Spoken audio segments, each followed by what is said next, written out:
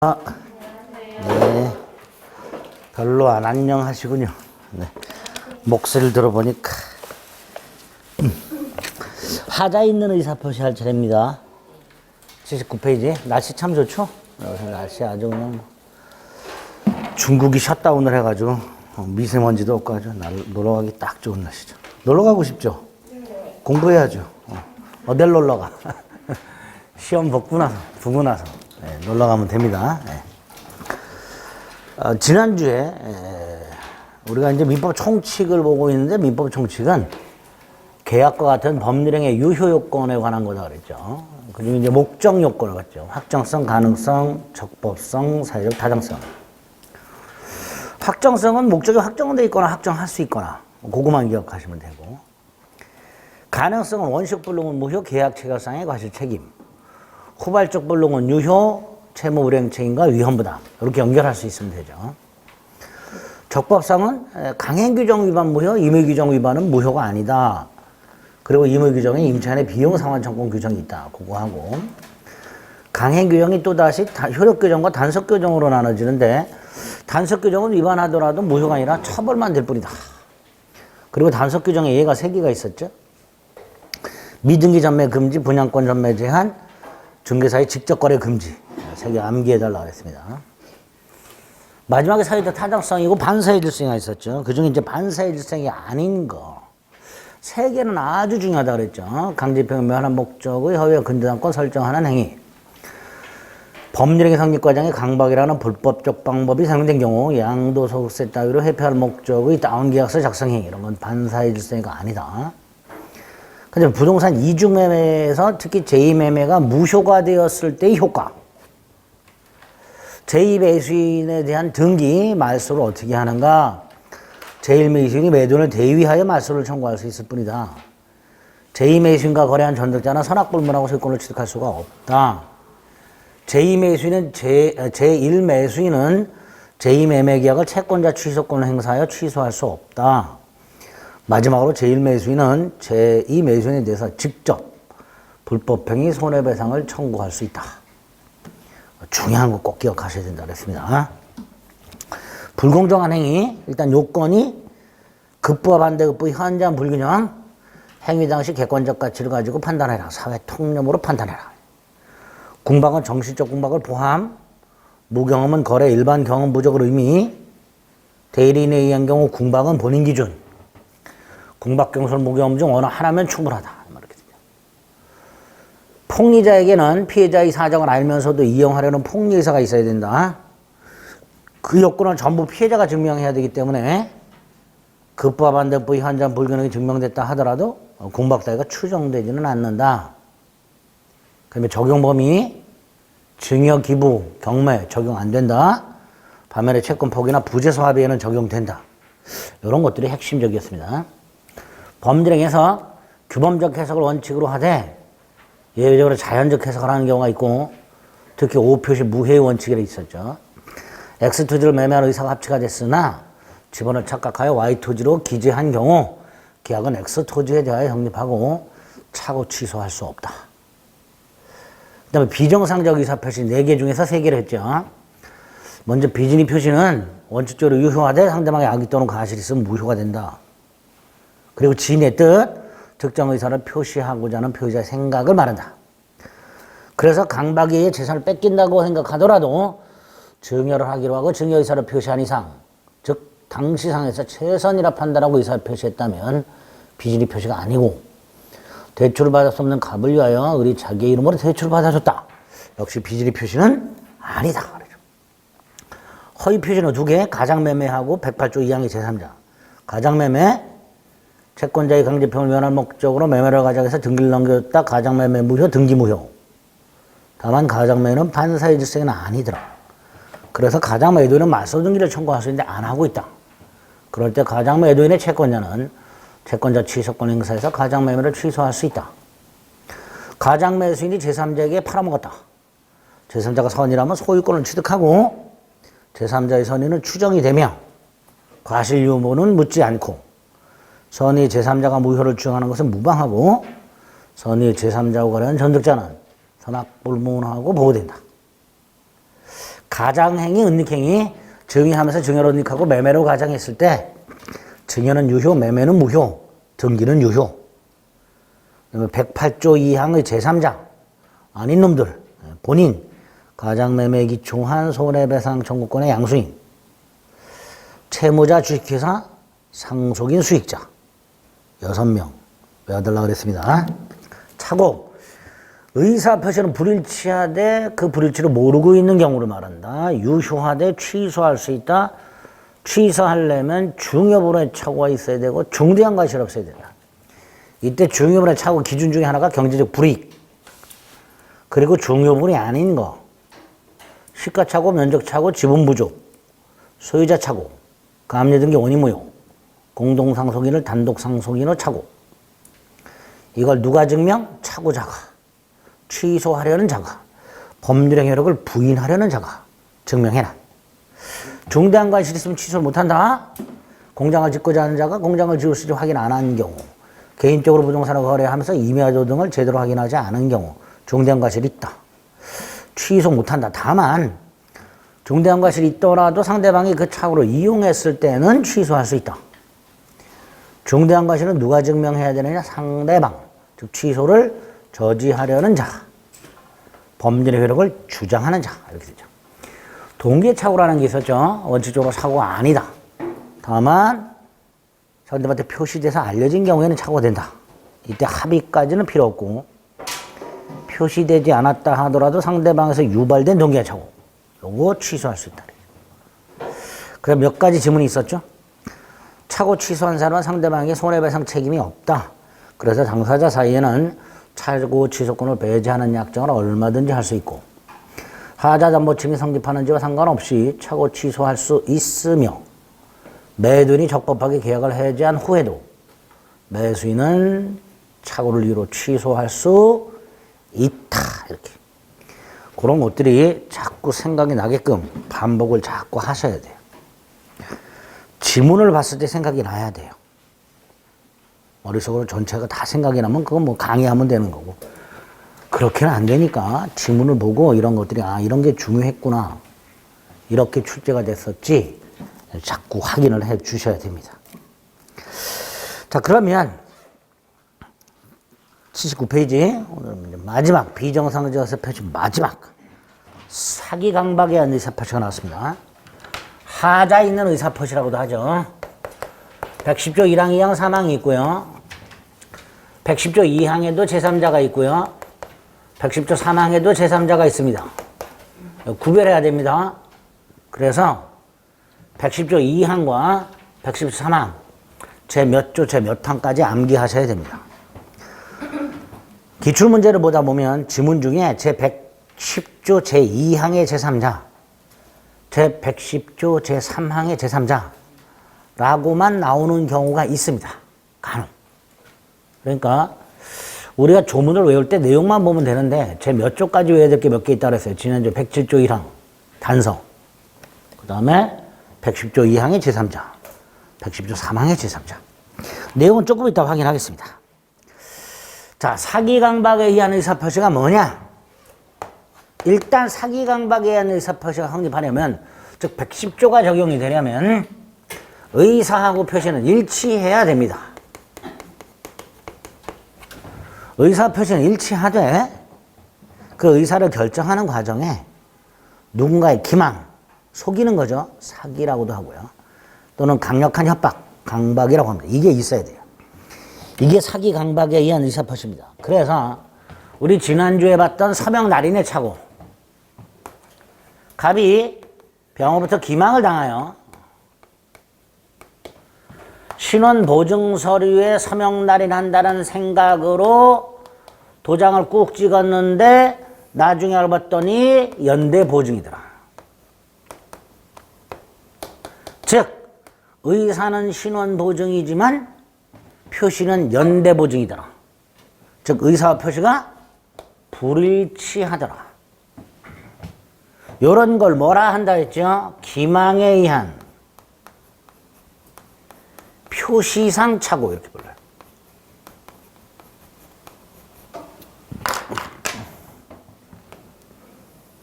기망에 의한 표시상 착오. 자, 이 경우에는 의사하고 표시가 불일치하기 때문에 아무리 기망을 당했다 하더라도 갑은 이 연대보증계약을 사기를 이유로는 취소할 수 없고 착오를 이유로 취소할 수 있을 뿐이다. 이렇게 됩니다. 사기 강박에 의한 의사표시는 반드시 일치해야 된다. 그거 잊지 마세요. 요거 조심하셔야 돼요. 기망에 의한 표시상 착오. 오늘 지문에도 있죠. 사기 강박에 의한 의사표시가 확립하려면 사기나 강박은 구조가 똑같아요.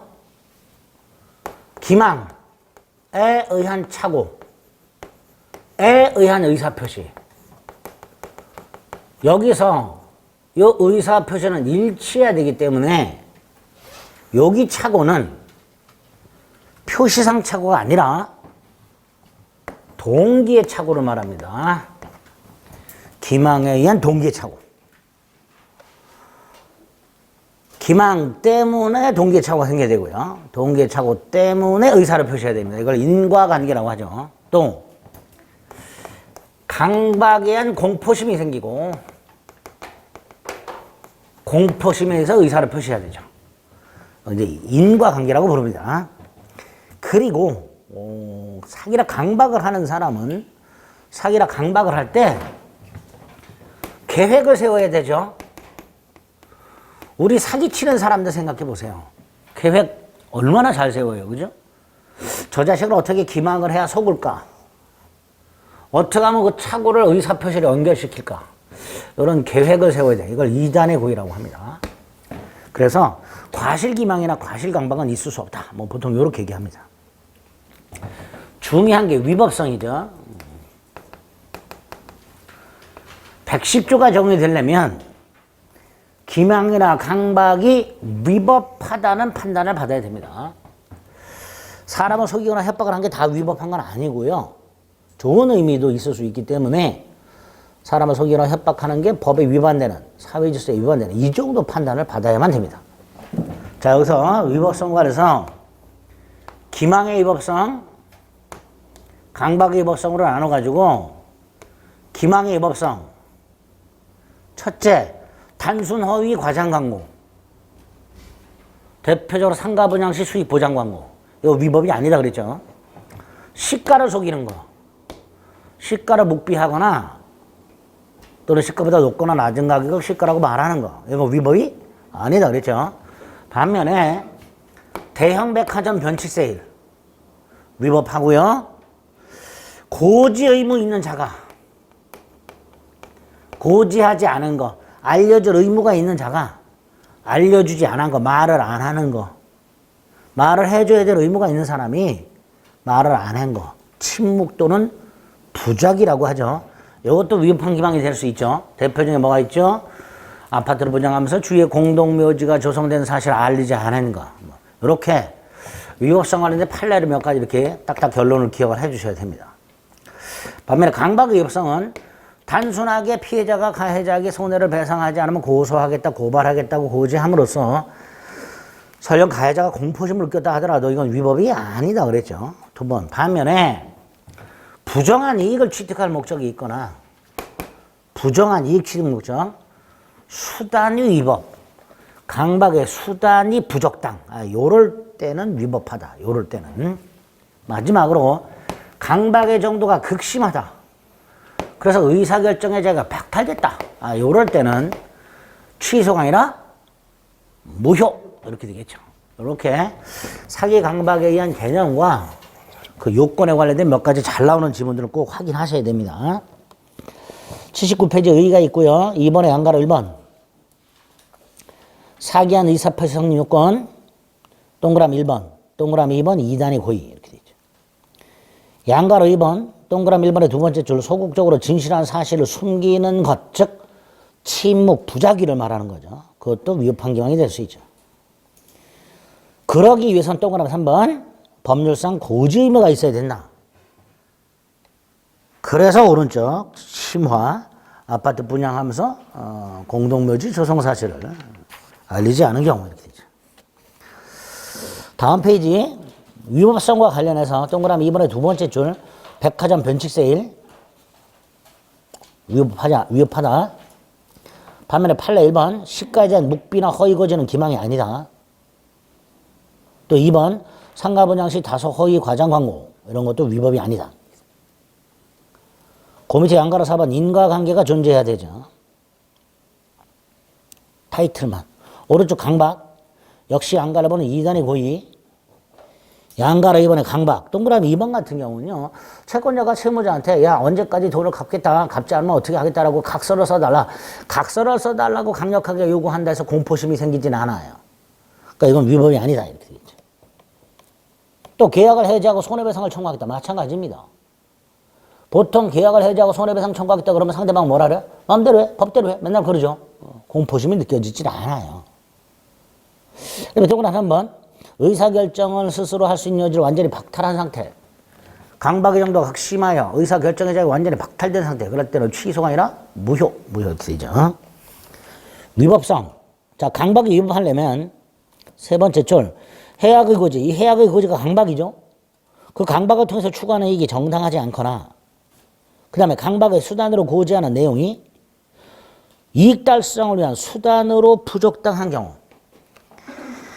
이익이 정당하지 않거나 수단이 부적당한 경우 이럴 때 위법하다. 이럴 때 위법성이 있는다.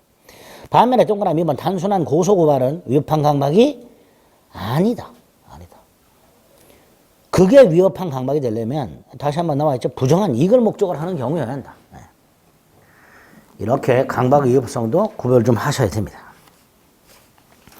다음 페이지 역시 인과관계가 존재를 해야 되겠지. 자, 그 다음 이제 효과. 일단 유효하되 취소할 수 있는데요. 취소를 하기 위해서는 110조 1항과 110조 2항이 적용이 될 텐데 구별해야 되죠. 먼저 110조 1항은 상대방이 있는 의사표시에서 상대방이 사기나 강박을 하는 경우 하고요. 상대방이 없는 의사표시. 대표 중에 뭐가 있죠? 동산, 소유권 포기. 동산, 소유권 포기는 상대방이 없으니까 사기나 강박을 한다면 제3자가 할 거예요. 그죠? 요런 경우. 상대방이 있는 의사표시에서 상대방이 사기 강박을 하거나 상대방이 없는 의사표시에서 제3자가 사기나 강박을 한 경우 이럴 때 110조 1항이 적용이 돼서 사기나 강박을 당한 사람은 언제든지 취소할 수 있다 이렇게 됩니다.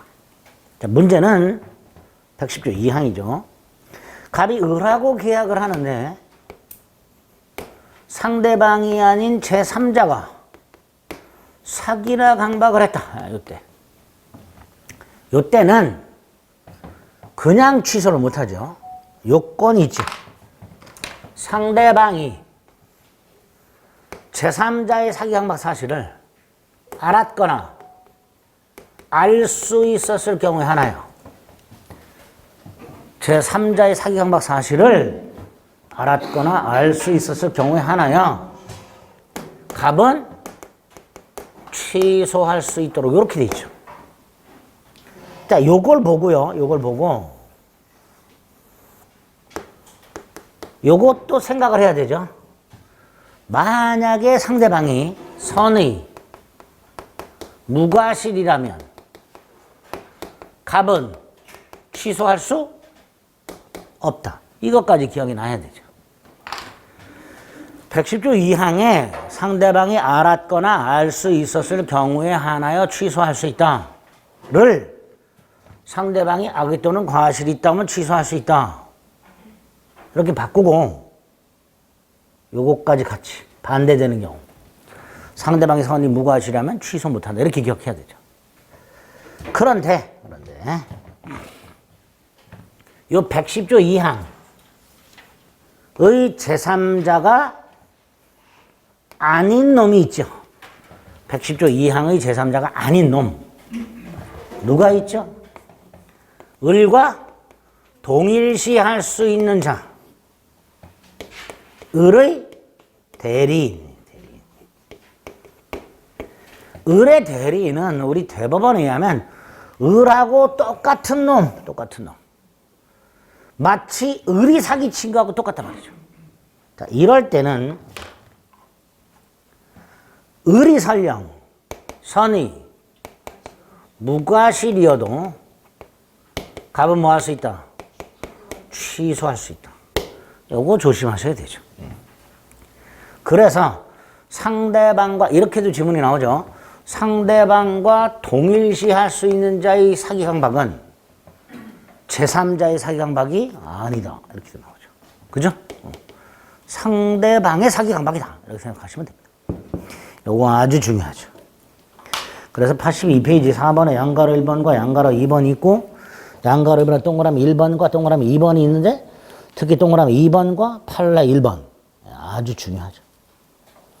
왼쪽 날개 기출 2번 두 번째 기출 대리인의 사기 강박은 제3자의 사기 강박이 아니다. 본인의 사기 강박하고 똑같아. 따라서 본인이 선이 무과실이라도 표의자는 취소할 수 있다. 요렇게 되겠죠. 그죠? 반면에 판례 2번을 보면 피용인이라고 되어 있죠. 을로부터 월급을 받고 고용된 사람. 이 사람을 사장님하고 동일시 할 수는 없죠. 그러니까 이건 제3자가 되는 거예요. 그래서 상대방의 대리인의 사기강박과 상대방의 피용인의 사기강박을 구별하자.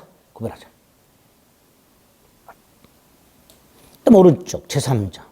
취소했다 하더라도 선의의 제3자에게 대응하지 못하는데 이때 선의의 제3자 이렇게 생각하시면 되죠. 갑과 을이 계약을 했다. 을과 병이 또다시 계약을 했다. 그런데 갑과 을의 계약이 취소되었다. 갑과 을의 계약이 취소되면요. 갑은 소유권을 되찾지요. 그죠? 근데 얘는 소유권을 취득했어요. 결국 제3자란 취소를 주장하는 사람하고 충돌하는 사람이죠. 그죠? 취소를 주장하는 자와 양립할 수 없는 지위를 가진 자. 이렇게 얘기하죠.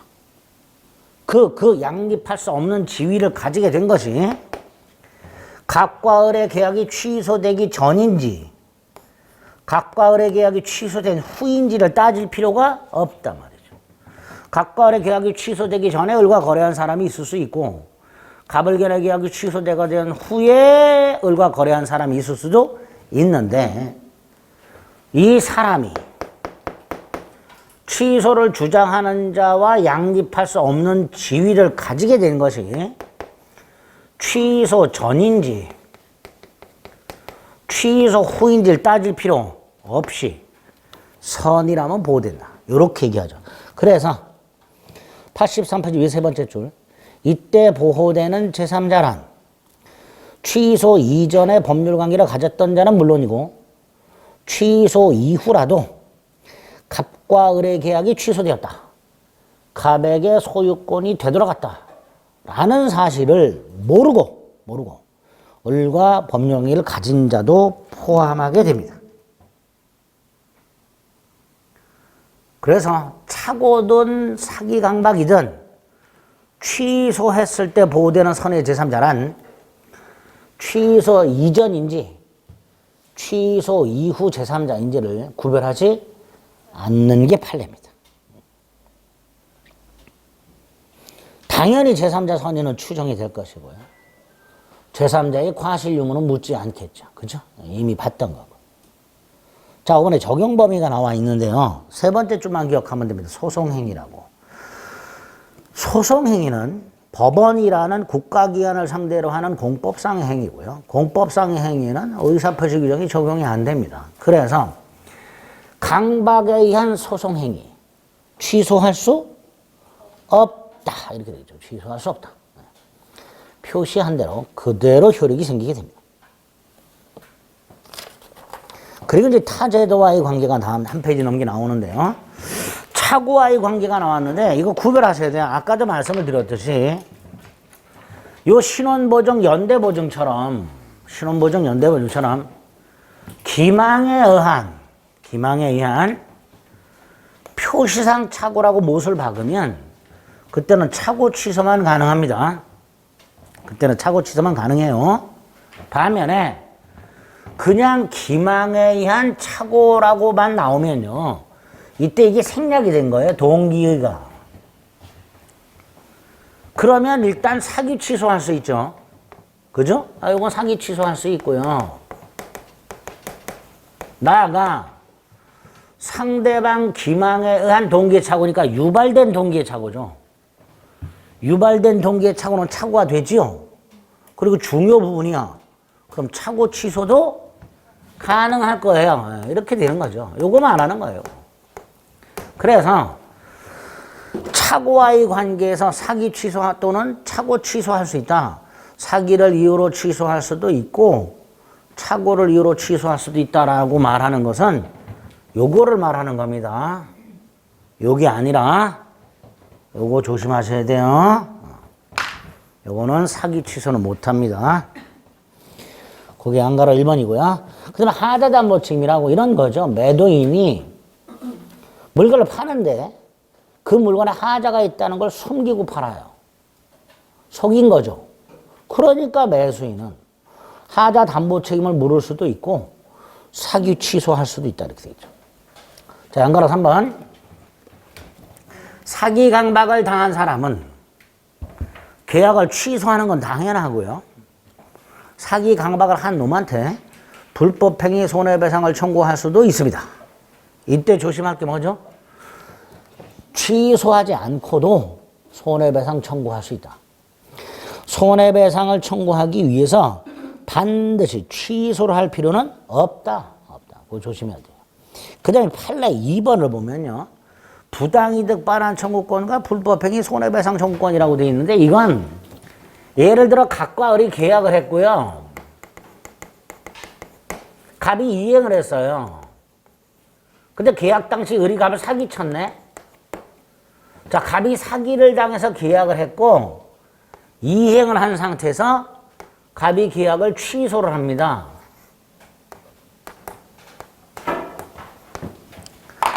그러면 갑은 이거 돌려달라 그래야 되죠. 부당이득 반환 청구죠. 이때 이 갑의 부당이득 반환 청구 속에는 손해배상 청구가 포함되어 있다는 게 판례예요. 그러니까 취소를 한 후에 행사하는 부당이득 반환 청구권과 손해배상 청구권은 둘 다 발생을 하죠. 경합 병존한다고 말을 합니다. 둘 다 발생을 해요. 둘 다 발생을 하는데 다만 그 두 개의 권리를 행사를 할 때는 중첩적으로 행사를 못하고 선택적으로만 행사할 수 있다는 게 판례예요. 왜? 부당이득 반환 청구 속에 뭐가 들어있다고? 손해배상 청구가 들어있기 때문에. 그래서 판례 2번의 세 번째 줄.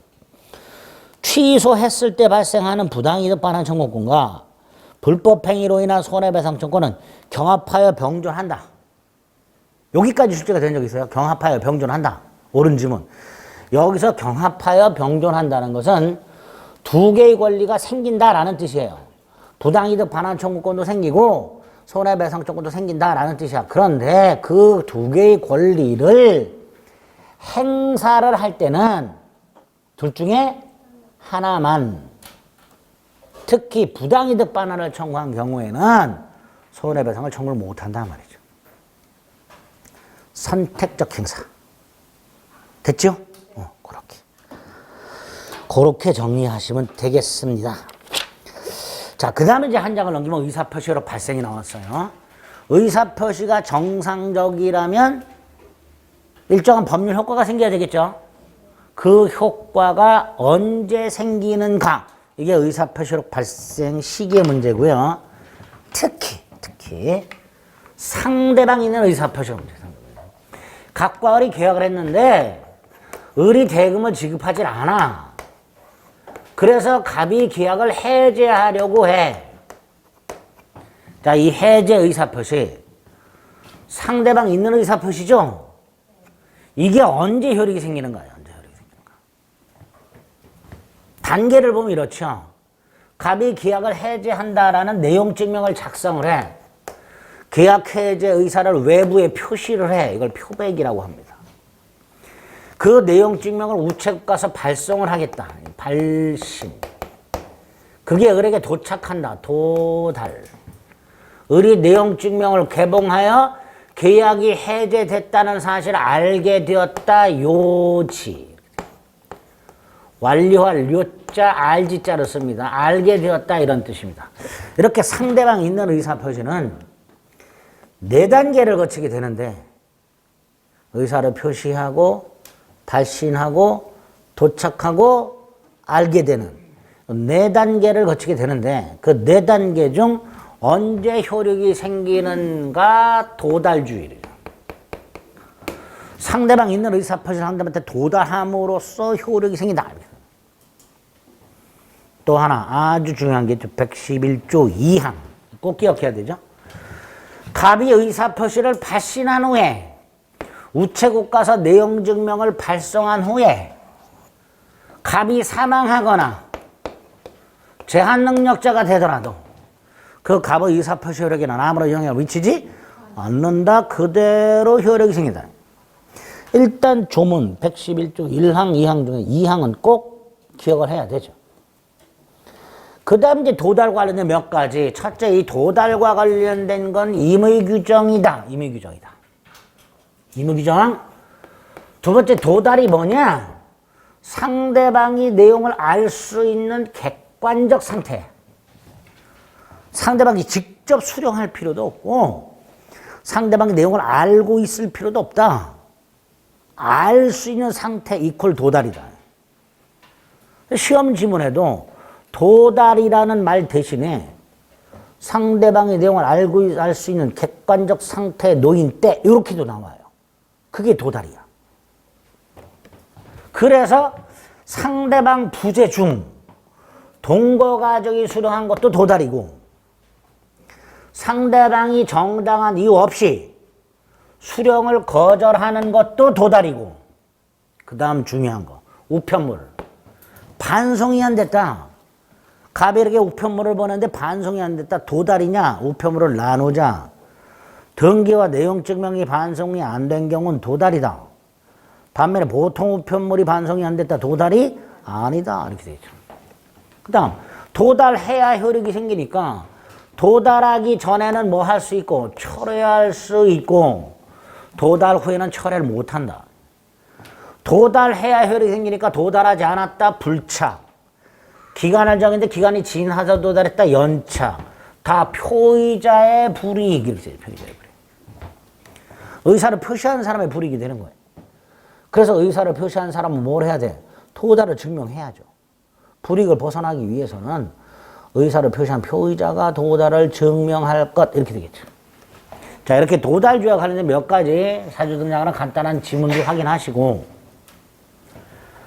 그 다음 예외적으로 발신주의를 취하는 경우가 있다. 우리 시험 범위에 3개가 있습니다. 예외적으로 발신주의를 취하는 경우 우리 교재 핵심을 보면 맨 위에 87페이지 2번, 3번이 있죠. 하나가 더 있죠. 528조 2항, 3항. 나중에 계약법 가서 봅니다. 사고에 의한 연착에서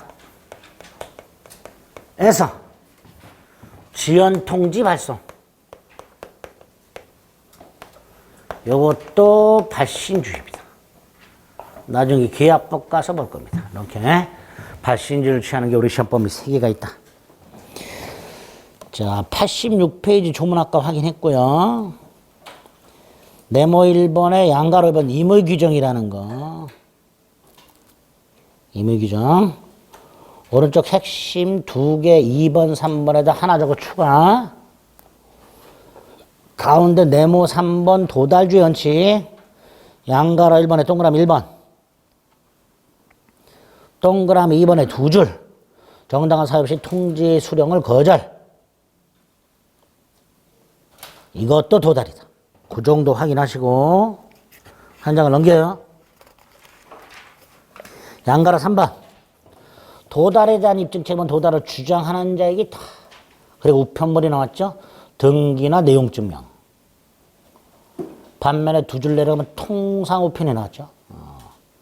그리고 네모 4번에 양가로 1번, 양가로 2번, 양가로 3번. 이런 것들을 확인하시면 된단 말이에요. 그 다음에 이제 공시송달이 나왔는데요. 이 상대방 있는 의사표시를 한테 보내고 도달해야 되는데 앞불사 상대방이나 상대방 소재를 몰라. 모르면 일단 어떻게 해야 돼요? 찾아봐야죠. 찾아봤는데도 모르겠다. 그걸 뭐라 하죠? 과실 없이. 과실 없이 상대방이나 상대방 소재를 알지 못한 경우에는 민사소송법에서 규정한 공시송달을 통해 송달할 수 있게 됩니다. 자, 공시송달의 경우는 양가로 3번에 보면 첫 번째 쪽 끝에 개시한 날이라고 돼 있죠. 법원 개시장에 개시하는 게 공시송달이에요. 이렇게 개시하게 되면 2주, 2길, 2개월 뒤에 도달한 것으로 간주. 이게 공시송달이에요. 첫 공시송달은 2주. 동일한 당사자에게 하는 2회차 공시송달부터는 다음날. 외국에 있는 자에 대한 공시송달은 2달. 이 경과하면 상대방이 도달한 것으로 간주. 이게 공시송달이라고 부르는 겁니다. 이렇게 할 수 있다. 마지막이 수령능력이라고 상대방이 의사표시를 받은 때, 수령한 때 제한능력자, 수령한 때 이 제한능력자는 수령 무능력자라고요. 내용을 알 수 있는 능력이 없는 애들이에요. 따라서 이 경우에 표의자는 대항하지 못한다. 알겠죠? 그 말은 표의자는 도달을 주장하지 못한다. 상대방이 도달을 주장해서 무방하다. 뭐 이런 뜻입니다. 그리고 상대방의 법정 대리인이 도달을 안 후에는 표의자도 도달을 주장할 수 있다. 이렇게 해놨습니다. 이게 수령 능력의 문제죠. 112조 조문 꼭 기억하셔야 됩니다. 조심할 건요. 의사표시의 상대방이 의사표시를 받은 때 제한능력자죠. 시험지문에 이렇게 나온 적이 있죠. 을이 갑의 의사표시가 을에게 도달한 후 성년 후견이 개시. 이건 괜찮죠. 갑의 의사표시가 을에게 도달한 후 을이 성년 후견이 개시가 됐다면 도달한 때는 을은 제한능력자가 아니었죠. 이때는 그대로 효력이 생긴다. 이렇게 되겠죠. 그래서 상대방이 의사표시를 받은 때 제한능력자인 경우에 112조가 적용이 됩니다. 그죠? 그렇다고 해주세요. 네. 그렇게 조문을 기억하시면 됩니다. 그 다음에 이 수령 능력이 상대방이 수령 능력이 있냐 없냐 이거 안 따져도 되는 경우가 있어요. 상대방이 수령 능력이 있든 수령 능력이 없든 따질 필요가 없는 경우 뭐가 있죠? 발신주의를 취하는 경우하고요. 공시송달하고. 당연하죠. 발신주의를 취하는 경우는 도달이 필요 없으니까. 또 공시송달을 취하게 되면 법에서 도달한 걸로 간주해버리니까. 그래서 발신주의를 취하거나 공시송달의 경우에는 상대방의 수령 능력이 있냐 없냐 굳이 따질 필요가 없다. 수령 능력의 문제가 생기지 않는다. 이렇게 됩니다. 이런 것들이 상대방이 있는 의사표시의 효력 발생 시기에 관련된 내용들입니다.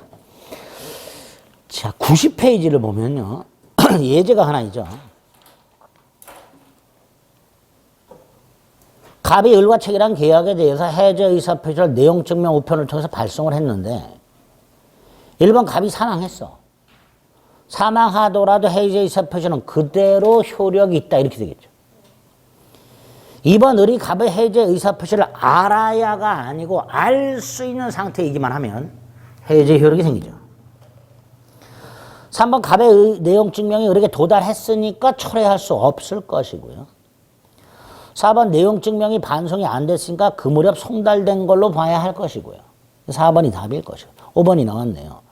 갑의 내용 증명 의편이 을에게 도달한 후 을이 성년 후견에 게시가 됐다. 이때 그 의사표시는 그대로 효력이 생긴다 라고 해야죠. 그죠? 그런 식으로 문제가 나오게 됩니다.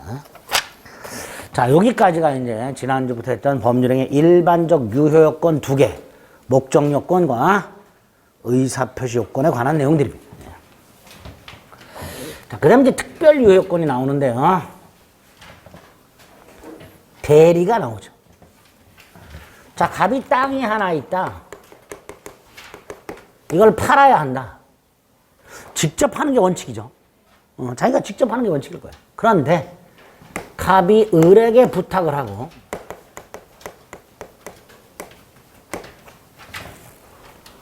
을이 갑수의 땅을 팔더라. 즉 당사자가 직접 법률 행위를 하지 않고 타인을 통하여 계약을 하는 형태를 뭐라 한다? 대리. 그럼 당연히 이 계약의 권리와 의무, 효력이 갑에게 발생하려면 일단 이 계약은 법률의 일반적 유효권은 당연히 갖춰야 되죠. 목적을 확정하는 적법 타당성을 갖춰야 되고 의사표시는 일치하고 하자가 없어야 되고 그건 당연한 거고 플러스 네가 직접 하질 않고 을을 통해서 계약을 하니까 별도 요건이 필요할 거 아니냐. 그 요건이 뭐냐. 2개. 대리권의 존재, 대리행위의 존재. 이렇게. 이게 특별 유효권이 되는 거예요. 그래서 이거 반드시 물어봐요. 대리인의 대리권 및 대리행위에 관련된 지문들이 굉장히 많이 나온단 말이에요. 당연한 거죠. 갑이 직접 계약을 하지 않고 대리인을 통해서 계약을 했으니까 그 계약이 갑에게 유효하려면 어떤 요건이 필요한가? 을에게는 대리권이 존재하고 대리행위가 있을 것 이렇게 되겠죠. 따라서 만에 하나 을이 대리권이 없이 대리행위를 했다. 이거 어떻게 할 거냐 문제가 생기죠. 이런 이미 저질러졌단 말이지. 을이 계약을 했단 말이지. 팔아먹었단 말이지. 이거 어떻게 할 거냐 문제가 생기죠.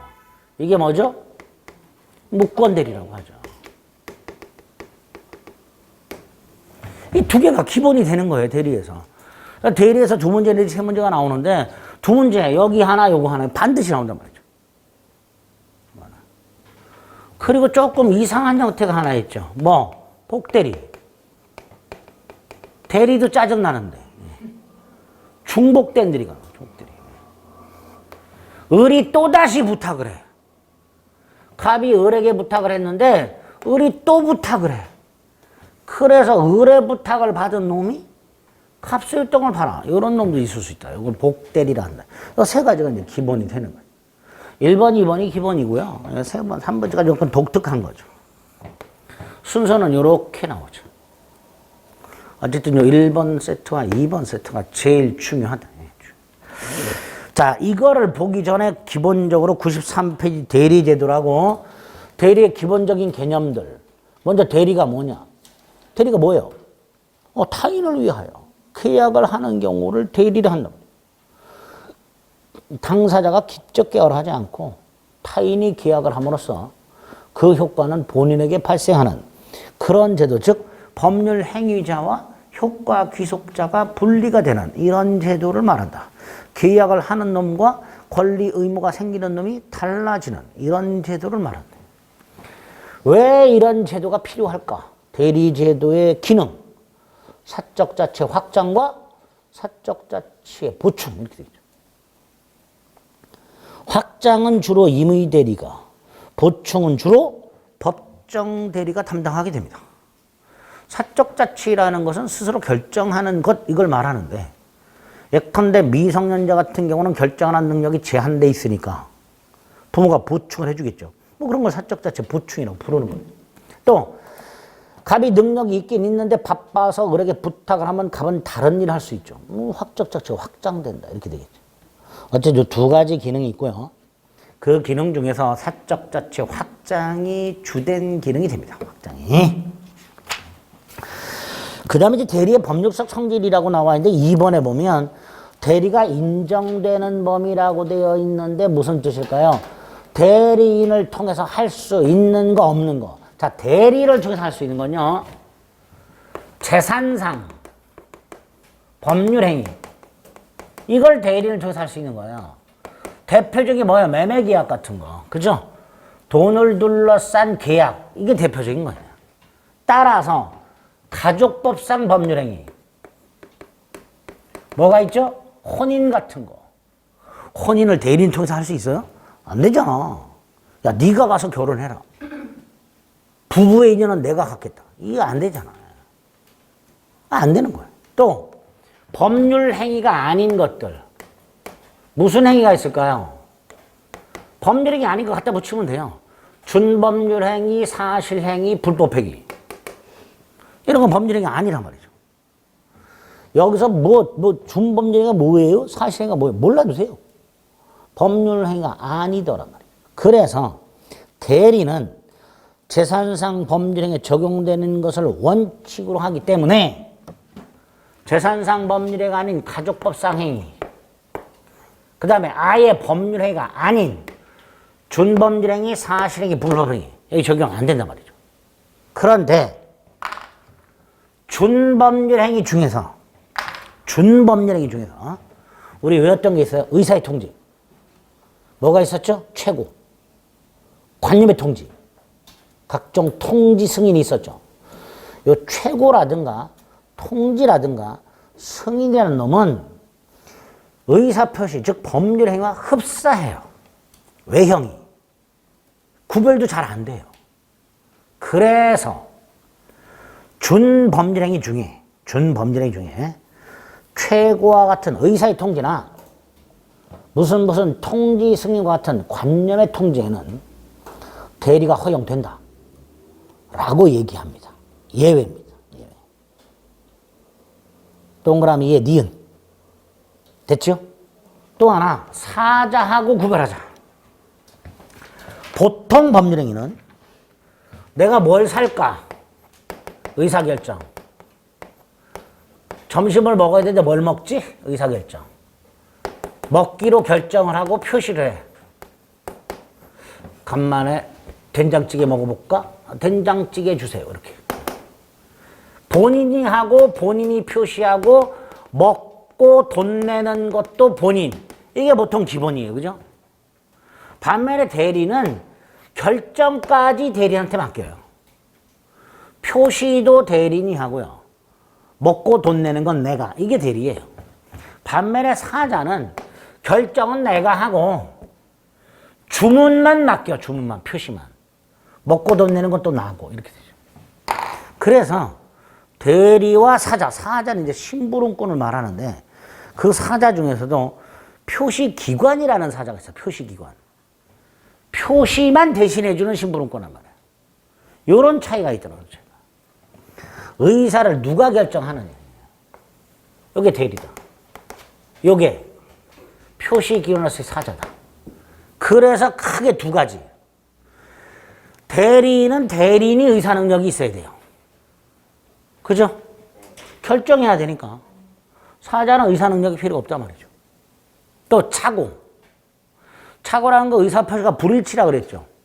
대리의 경우에는 대리인의 의사표시가 불일치하는 게 차고고요. 사자는 본인의 의사와 사자의 표시가 불일치. 이게 차고가 될 거예요. 그죠? 그림으로 이해, 그림으로. 머릿속으로 이해하려고 하지 마시고. 요거 가지고, 대리는 대리인의 의사를 결정하는구나. 의사 능력이 있어야 되네. 사자는 의사 결정 안 하네. 의사 능력 필요 없네. 이렇게. 또, 대리는 대리인의 의사 표시가 불일치하는 게 차고네. 반면에 사자는 본인의 의사와 사자의 표시가 불일치하는 게 착오네. 이런 식으로. 대리와 사자를 구별하셔야 돼요. 그런데 일반인의 입장에서는, 특히 상대방의 입장에서는 대리인지 사자인지가 구별이 대단히 어렵습니다. 그래서 우리 대법원은 사자인데 상대방이 대리로 착각. 요 경우에 요 사자의 행위에 대하여 표현 대리가 성립할 수 있다. 이렇게 얘기합니다. 사자인데 대리가 아닌데 상대방이 대리로 착각했을 때는 나중에 보게 되는 표현 대리가 성립할 수 있다라고 얘기하게 됩니다. 어쨌든 뭐 대리와 구별되는 제도로서 표시기관으로서의 사자를 구별해야 되고, 특히 동그라미 2번 대리와 구별되는 제도 동그라미 2번 그 정도. 그 다음에 대리의 종류는 앞으로 쭉 하게 되지요. 오늘 문제 중에도 법정대리와 임의대리에 관련된 설명이다. 옳은 거 틀린 거 이렇게 있어요. 그죠? 우리 공부하는 거 갖고 구별할 수 있으면 돼요. 이따 쉬는 시간에 보시고. 그죠? 쉬는 시간에 놀지만 말고 이제는 문제도 이렇게 진도랑 살살 풀어보고 말이지. 가랑비에 옷 젖듯이 말이지. 짬짬이 공부하는 게 굉장히 위력을 발휘합니다. 자, 그러면 본격적으로 이거 대리권 대리행위 봐야 되는데, 먼저 대리권과 관련해서는 총 6개가 문제가 됩니다. 대리권의 뜻, 대리권의 발생 원인, 목차를 자꾸 생각해야 돼요. 세 번째, 대리권의 범위. 이거 아주 중요하죠. 교재에 보면 이제 대리권의 제한이 나오고요. 요것도 아주 중요합니다. 남용은 저 뒤에가 있어요. 남용이 나오고. 6번째, 대리권 소멸 사유가 나옵니다. 이렇게 총 6개의 타이틀이에요. 그 다음에 대리 행위와 관련해서는 대리 행위의 방식, 대리 행위의 하자, 대리인의 능력, 방식하고요. 다 중요해, 이거는. 대리권과 대리 행위에서는 이런 타이틀로 내용이 나오게 됩니다. 여기부터는 잠시 쉬었다가 보겠습니다.